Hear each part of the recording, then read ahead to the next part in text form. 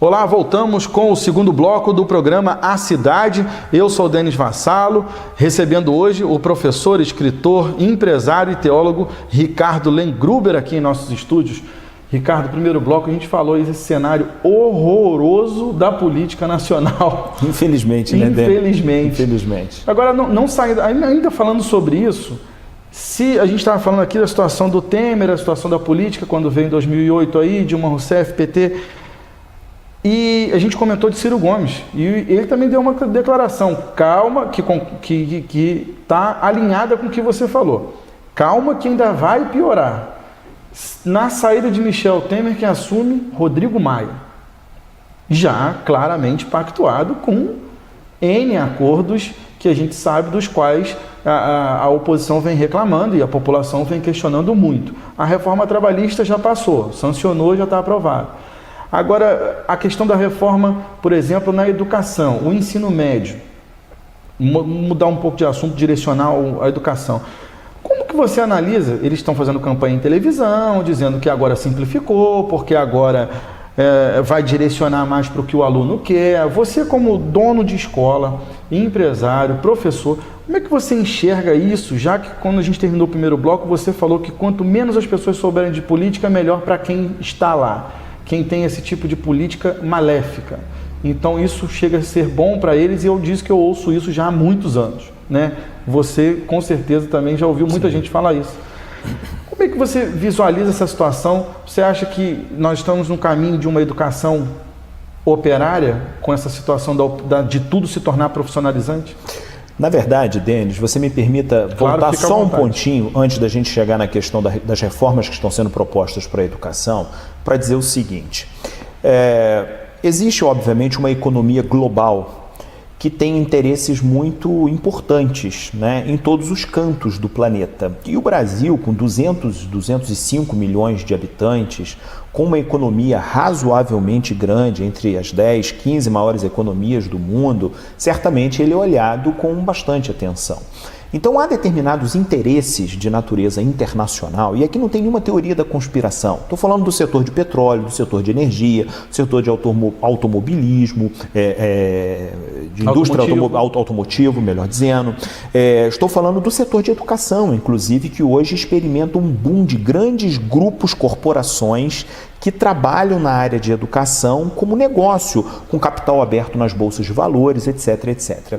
Esses interesses, Denis, eles não conseguiriam aprovação do Congresso e do governo brasileiro da forma como o governo vinha sendo conduzido. Observe, não estou aqui fazendo um juízo de valor, se é positivo ou se é negativo a forma como vinha sendo conduzido, mas não conseguiria. Com o processo de impeachment, se abriu uma janela para que um governo não eleito conseguisse levar à frente determinadas reformas. A reforma da Previdência, que interessa diretamente ao setor bancário nacional e internacional, ela não passaria num Congresso legitimamente eleito e que tivesse, digamos assim, a pressão popular acontecendo. Um governo federal legitimamente eleito não conseguiria fazer isso. A reforma trabalhista, a mesma coisa. Não é muito diferente o que acontece, por exemplo, com as reformas na área de educação. Eu trabalho e atuo no Conselho Municipal de Educação em Friburgo, trabalhei na Secretaria Municipal de Educação, procuro acompanhar as políticas públicas de educação e o que eu percebo claramente é que o atual governo está atropelando determinados fóruns, determinados grupos que pensaram sistematicamente ao longo dos 15, 20 anos a respeito de políticas públicas de educação. Então, sendo bastante específico naquilo que você me perguntou, a reforma do ensino médio, ela tem uma boa propaganda. Ela parece algo positivo na medida em que ela oferece para a garotada as condições para escolher, por exemplo, entre ciências humanas, ciências da natureza, cursos profissionalizantes, área de linguagem, são 5 áreas no total.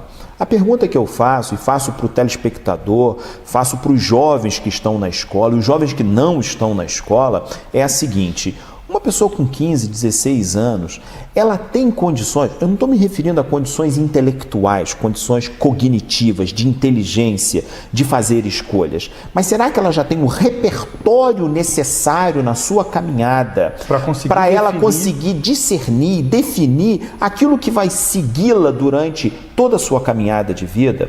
Uma outra coisa, Denis, é importante que nós tenhamos cursos profissionalizantes com bastante competência técnica? É claro que sim, mas sem as ciências humanas, as ciências sociais, a filosofia, as linguagens, nós não conseguimos uma eficiência e uma profissionalização de qualidade sem esses elementos que são o conhecimento crítico da realidade. Porque são etapas de construção. Exatamente. São etapas de construção. A educação básica e o ensino médio o fechamento da educação básica se propõe exatamente a isso. Isso não é uma realidade brasileira, isso é uma realidade mundial, não é? Mesmo aqueles países em que há uma alta profissionalização na escola, no processo de escolarização, vou te dar aqui como exemplo a Coreia do Sul, que é um exemplo que todo mundo gosta de utilizar. É verdade. Mas é verdade também que aquela sociedade, dentro de casa, nas ruas, nas praças, possuem equipamentos culturais capazes de dar o subsídio que a escola pode dar um pouco mais de refresco com relação a isso. Não é o caso da sociedade brasileira. Estamos longe. Nós estamos numa sociedade em que a escola tem sob sua responsabilidade a formação intelectual, a formação profissional, mas também a formação humanista como um todo. Então, por isso que eu olho com muita desconfiança e muito descrédito esse tipo de reforma. Isso pelo ponto de vista ideológico. Agora, uma questão prática.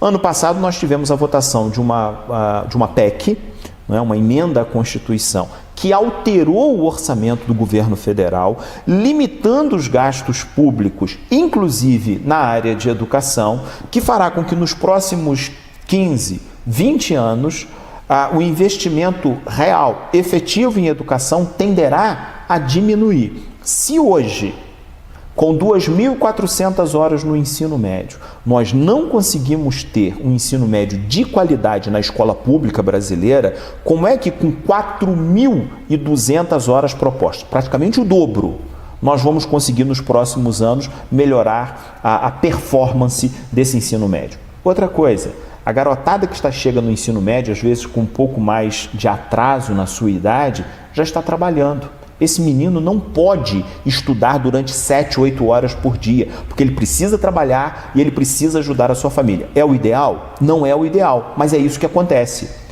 Resultado, ele vai abandonar a escola. Então, o que parece bom, na prática, a mim, sem querer ser pessimista, vai sair muito mal. Então, será que não dava para equalizar isso? Quando eu iniciei a pergunta, foi para dizer isso. Tornar o Brasil, novamente, que já passamos por essa etapa, são jovens operários. Porque não tem como a pessoa trabalhar, é bacana trabalhar e arrumar um emprego, trabalhar e pagar a faculdade. Isso não funciona, porque não existe. Perdeu-se a construção da pessoa poder, é isso que você falou mesmo, a pessoa poder discernir e falar assim, não, isso aqui é bom para mim. São coisas que a pessoa não entende. O porquê que eu estudo arte na escola se eu não quero ser artista? O porquê que eu estudo filosofia se eu não quero ser filósofo? Mas isso tudo construiu as grandes mentes que são admiradas. O que a gente precisa entender, Denis, em termos de educação, é que o currículo da escola, é claro que ele precisa sofrer modificações, atualizações e permanentemente ele precisa ser revisitado, revisto, refeito. Mas é verdade também que existem colunas no saber humano, na cultura humana como um todo, a história, os idiomas, as artes, a filosofia, a matemática, as ciências, a física, a química, ou seja, são conteúdos básicos, eles são basais, eles são a base sobre as quais a gente constrói e, acima de tudo, a gente tem possibilidade de inovar. A grande questão, Denis, é que, infelizmente, o Brasil, historicamente, ele fez uma escolha equivocada, não é?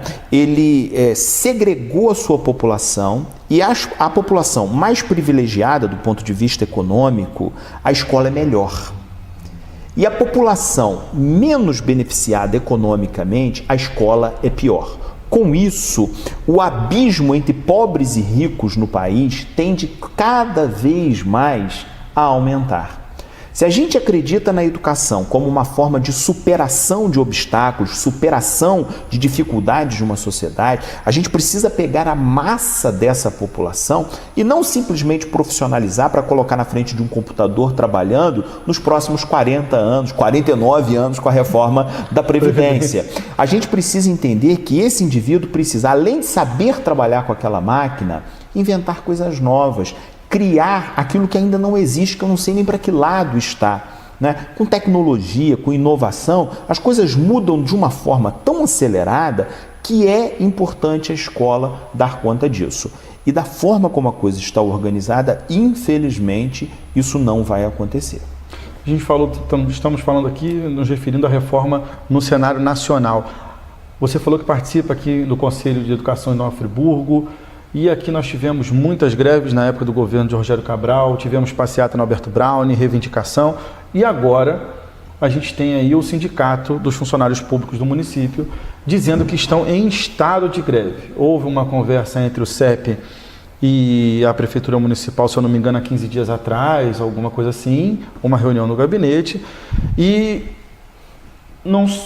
o CEP falou que não foi atendido ainda. O prefeito falou que a conversa foi proveitosa, mas como que você vê esse cenário da educação municipal agora? Olha, eu falo isso com muito cuidado, com muita cautela e com muito respeito acima de tudo, porque essa é uma área que envolve milhares de pessoas na cidade. E é uma área que eu conheço, exatamente, são mais de 20 mil alunos, são mais de 3 mil profissionais, né? E direta e indiretamente eu diria que mais da metade da população de Nova Friburgo está envolvida com a educação pública municipal. São mais de 130 unidades escolares, enfim, os desafios são imensos. O fato é que há restrição orçamentária. Em outras palavras, tem pouco dinheiro para poder dar conta da responsabilidade que o município tem. Eu vou te interromper, vou chamar o intervalo, na volta a gente continua falando sobre educação aqui no município. Eu volto já já.